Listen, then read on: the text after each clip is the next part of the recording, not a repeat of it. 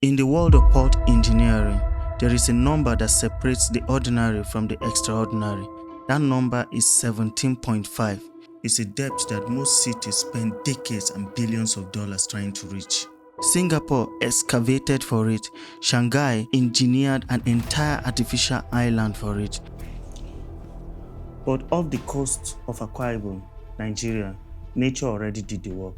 This is Ibeno, and beneath these waters lies the foundation of what could become the largest container port in sub-Saharan Africa. This is the story of a $4.2 billion engineering mission, a 20-kilometer channel carved through the Atlantic, an industrial city rising from the mangroves, and a construction marathon that could reshape global trade for hundreds of millions of Nigerians.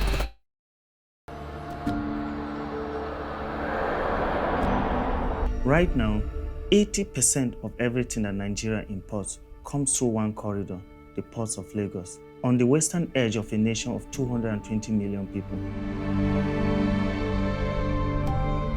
Lagos Apapa Port is only 12 meters deep, and that's with machines constantly scraping the bottom just to keep it that way. The biggest ships today, they sit 15, 16, and even 17 meters underwater. If you can't fit, you can't come. So they unload in Togo, in Benin, then cargo meant for Nigeria gets trucked back across the border, adding days, millions of dollars, and chaos to every single shipment. And here is the deeper issue. Nigeria's industrial heartland isn't in Lagos, it's in the east. Cities like Onitsha and Aba, manufacturing hubs that import raw materials and export finished goods. Every container they need travel by road from Lagos, through traffic, through checkpoints, through some of the most dangerous highways on the continent. The industrial hub of Nigeria is in the southeast. A deep sea port there will serve over 50% of Nigeria's population. For decades, the solution has been obvious: build a deep sea port in the east. The question has always been where and how to do it without spending perpetually on dredging. Then engineers look at Ibeno, 17.5 meters of natural depth, no dredging required, just 20 nautical miles from the deep sea shipping lanes, one of the longest coastlines in Nigeria. Nature has already built the foundation. Now humans just need to build the port. Building a port of this scale isn't just about pouring concrete, it's a complete reconfiguration of the coastline. Let's break down what's actually being constructed. The first engineering challenge is creating a safe passage from the open ocean to where ships actually park and unload. The Ibom approach channel will stretch 20 kilometers long and 450 meters wide. To put that in perspective, that's wide enough for two of the world's largest container ships to pass each other simultaneously with room to spare. Even with the Ibeno's natural depth advantage, precision dredging is required to ensure a consistent safe passage. The engineering teams deploy trailing suction hopper of dredgers, essentially massive maritime vacuum cleaners. These vessels drag suction pipes along the seabed, removing sand and sediment, then transport it to disposable site or use it for land reclamation elsewhere on the project. The target, a uniform channel depth of 80 meters, with the capacity to handle vessels displacing 120,000 deadweight tons.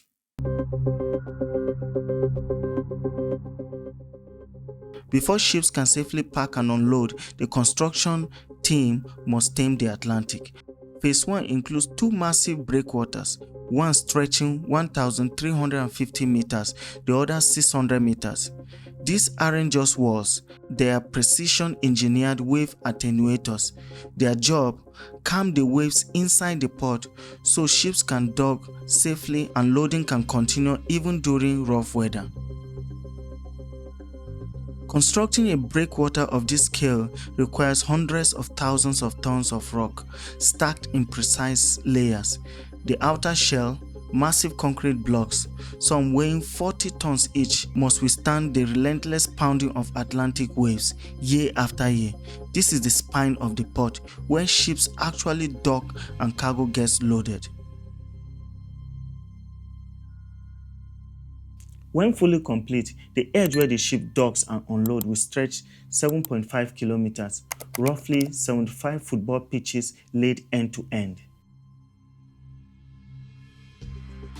Constructing the dock wall, the vertical edge where ships actually press against the port, is extraordinarily complex. The process begins with driving thousands of steel and concrete piles deep into the seabed, sometimes 30 meters or more. These piles must be positioned with millimeter precision. Why? Because of the force that comes next. When a 200,000-ton vessel parks against the dock, it exerts enormous force. Wind, current and waves constantly push and pull the ship. Those thick steel poles where the ropes attach, they must handle force measured in hundreds of tons. One miscalculation in the dock structure and you risk catastrophic failure. The dock's edge supports another engineering marvel, the giant loading cranes. These are not ordinary cranes. The ones at Ibom must reach across the full width of the world's largest ships, 22 containers wide or more. That's an arm span of over 60 meters stretching from the dock to the far side of the vessel. Each crane weighs over 1,500 tons, heavier than a loaded Boeing 747. They glide along the rails built into dock's edge. They lift 40-ton containers and swing them from ship to shore in under 2 minutes. At full operation, a line of these giants will work in perfect sync, moving thousands of containers every single day. Phase 1 capacity 1.2 million TEUs annually. Phase 2 4 million TEUs.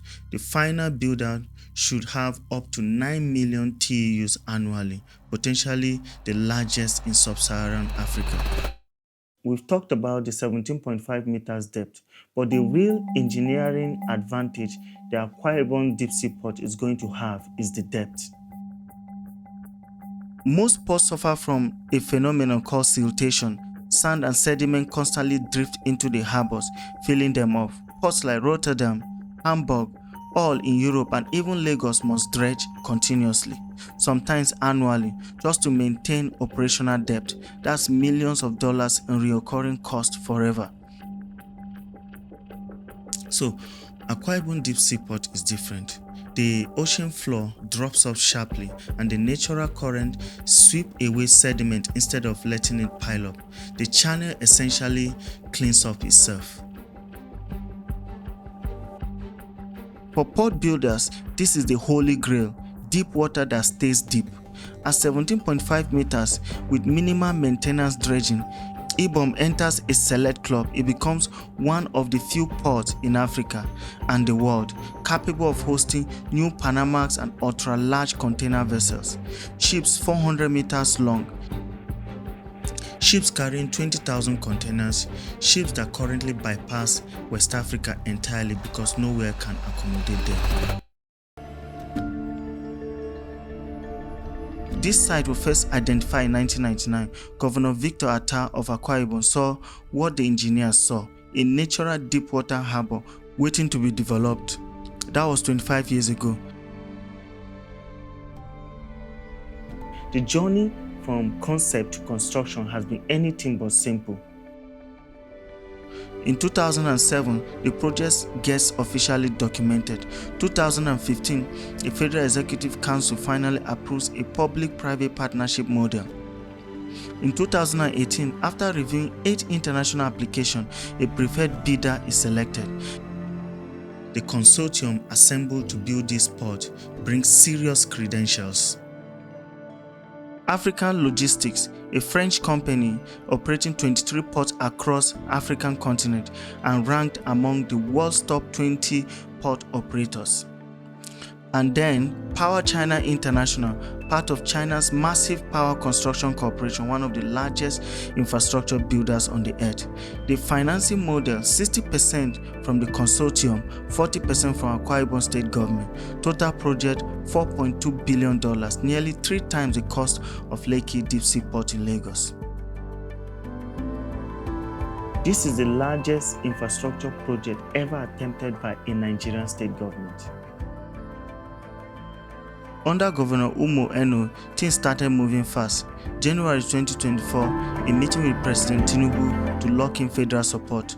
March 2025, a 104-person delegation, including the Senate President Godswill Akpabio, shows up at the presidency. May 2025, the Federal Executive Council gives the green light. But now, the engineering is ready, the financing is aligned, and the construction is about to begin.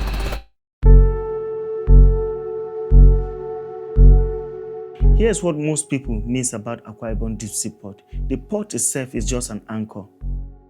This is Ibom Industrial City, over twice the size of Manhattan in the United States, planned around the port, factories, warehouses, processing plants, a free trade zone where companies get tax breaks to build, manufacture, and ship out.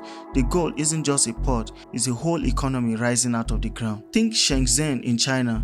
Think Dubai's Jebel Ali, a purpose-built zone where port is the heart, but the manufacturing, processing, and services cluster around it, capturing the value that currently flows out of Nigeria. Adjacent to the port, the Liberty Oil and Gas Free Trade Zone at 50,000 hectares is the largest free trade zone in West Africa. Already in development, a $1.4 billion ammonia plant, methanol refineries, petrochemical facilities, and fertilizer production plants. Over 12 international companies have committed. Investment pledges exceed $15 billion. Projected job creation across the entire ecosystem is over 300,000 positions. This is the engineer's dream. Raw materials arrive at the docks, move directly into the factories, get processed, and the finished products shipped right back out, all without ever leaving the zone. It only works because everything is built together from day one. The port is only as good as its exit. Lagos taught Nigeria that lesson the hard way. Cargo clears customs, then sits in gridlock for weeks. Ibom is being designed to make sure that never happens. A 30-kilometer road is being built to connect the port to the highway. 13.6 kilometers already under construction. But this isn't just normal road. The foundation is being reinforced to handle what's coming. Thousands of fully loaded shipping containers rolling over it every day. And then there is rail. A plan exists for a coastal rail link connecting Akwa Ibom Deep Seaport directly to the national rail network and eventually to the industrial hubs of Aba and Onitsha. Building rail directly into the port is the gold standard for modern shipping. One train can do the work of 100 trucks, moving cargo deep into Nigeria's interior, even to landlocked neighbors like Chad, Niger, who desperately need efficient access to the sea. This is the vision, not just a Nigerian port, but a West and Central African gateway, a transshipment hub where mega vessels from Asia and Europe offload cargo, and smaller feeder ships distribute it across the Gulf of Guinea. 9 countries within reach, over 100 million Nigerians within the primary catchment area, and a complete reorientation of regional trade geography. Akwa Ibom Deep Seaport isn't just racing against time, it is racing against competition. Lekki Deep Seaport in Lagos, Nigeria's first true deep seaport water, began operation in April 2023. Badagry Deep Seaport, also in Lagos, has Federal Executive Council approval at $2.59 billion. Boni Deep Seaport in Rivers State is in planning. Ondo Deep Seaport is proposed. Nigeria is finally taking maritime infrastructure seriously. The question is which project actually gets built and which remain architectural renders. Ibom Deep Seaport has advantages no other eastern project can match: the natural depth, the proximity to shipping lanes, the integrated industrial city, the low maintenance hydrodynamics. But it also faces the largest capital requirement, the most complex financing, the longest history of delays. And yet, the milestones are real, the design is complete, feasibility studies are done, federal approval secured, access road under construction, the city gate also has been announced, consortium agreement has been signed, and construction flag off is 2026. What part of the project impressed you the most? Let me know in the comment section. And if you like definitive African infrastructure project like this, please like and subscribe, and see you on the next one.